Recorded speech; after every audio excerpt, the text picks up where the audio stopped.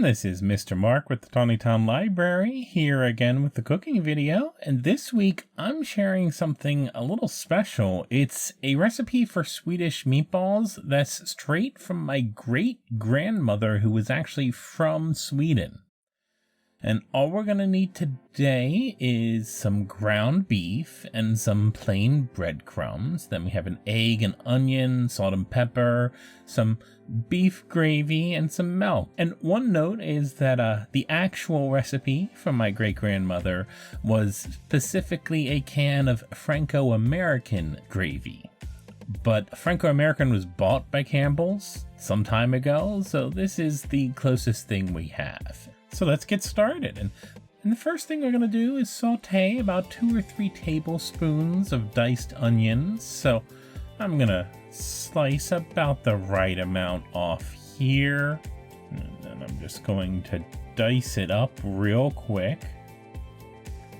Make sure I didn't overestimate the amount by too much. And it looks like we have about 2 or 3 tablespoons. So I'm just going to bring it over to a pan real quick, throw in a pat of butter, and I'm just going to cook this until it's slightly translucent. You don't want your onions to be browned, you want them to just be slightly translucent. So it should just take a couple of minutes. And that looks about good. So let's move back over. Now we're ready to add our ingredients together. So the first thing we're going to add is half a cup of plain breadcrumbs. And then we're going to add 1.5 cups of milk. And I'm going to drop a single egg in there. Add our sauteed onions, 2 or 3 tablespoons. And then we're going to put some salt and pepper in there. And I don't have specific amounts for this. You're just going to do what feels right to you. I'm just going to mix that all up now. And we're going to add 1 pound of ground beef.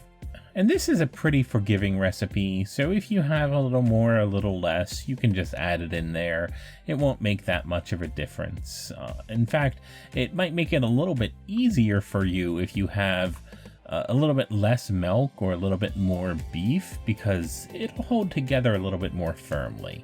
We have our meat ready, but first we have to let this sit for an hour in the fridge to cool and gel together. So let's go ahead and do that and then come back later.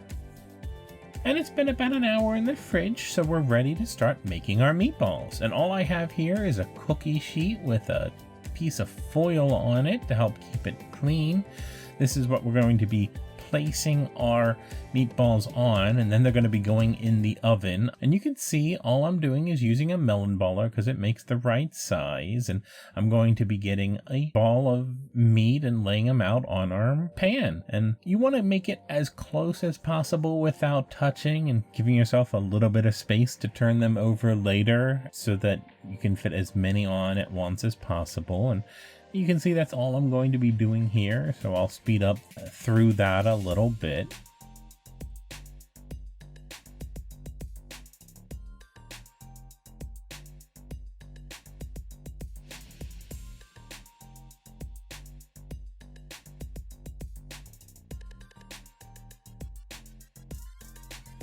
And our meatballs are ready to go in the oven.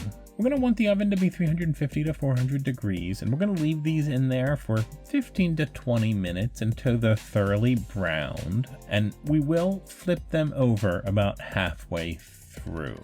So let's pop these in. And it's been about 10 minutes, so I'm going to take my meatballs out, and I'm just going to flip them all over so they're ready to go back in for another 10 minutes or so. And you'll want to be a little bit careful when you're flipping them. These meatballs, because of all the milk, are not especially sturdy. They'll want to break apart easily, especially when they haven't been fully cooked yet, so just apply with a little bit of care.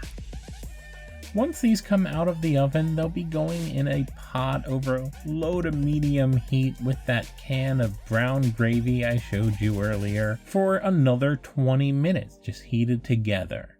So let's go to when these are finished cooking. Now, unfortunately, due to a bit of a camera error, I don't have the footage to show you of the meatballs actually going into the pot with the gravy. But it's not that interesting. You didn't miss much. You just mix it together, make sure the meatballs are thoroughly covered. And I actually have this heated up a little bit too much. It's boiling a bit too violently there. I'm gonna have to turn it down. But we're just going to leave it like this for about 20 minutes, just cooking together. And you'll be wanting to stir it occasionally, just to make sure that the meat doesn't get stuck to the bottom of the pan and cook too much. But you're going to want to be very gentle. These meatballs are not very sturdy, like I said earlier, and if you apply too much force, they're going to break apart in your pot. And you can actually see that I might have done that a little bit with these. It's not a big deal. You're going to lose a couple of meatballs, but most of them will hold their shape, and even if you don't, it'll still be delicious. They just won't be Swedish meatballs. They'll be some sort of Swedish meat. But there's not much point in showing you this bubbling for the next 20 minutes, so we're going to go ahead and skip to when it's finished. And my meatballs are done. I'll just pull out a couple so you can see them. And you can notice that a few broke apart while I was stirring. Like I said, it's not that big a deal. I've still got plenty of solid meatballs and just a little bit of meat crumbs. And these are some Swedish meatballs straight from my Swedish great-grandmother. And I hope you guys enjoy them as much as we do. Have a great week, and we'll see you again next week for another recipe.